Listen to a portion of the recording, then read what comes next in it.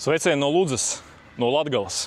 Mēs tur Rīgā ļoti bieži pēdējā laikā esam dzirdējuši idejas par to, ka būtu pilnībā jāpārtrauc tranzīts caur Krieviju un pilnībā jāslēdz robeža ar Krieviju un Baltkrieviju. Šo ideju autoriem es aicinātu atbraukt, piemēram, uz šejienu un pastāstīt šīs idejas vietējiem iedzīvotājiem. Un es domāju, daudz iedzīvotāji jums parādīs šo te ļoti biežu situāciju, piemēram.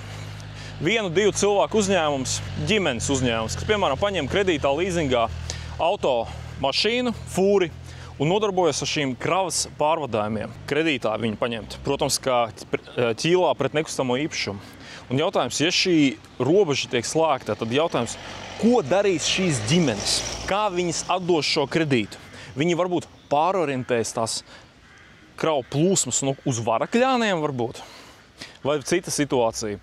Arī 1-2 cilvēku ģimenes uzņēmums, kas sniedz muitas pakalpojumu. Šeit pat Latgalē pierobežā. Kas notiks, ja tiks slēgta robeža ar Krieviju? Bankroti, maksāt nespējas un kārtējais cilvēku aizbraukšanas vilnis. Aizdomājieties par to.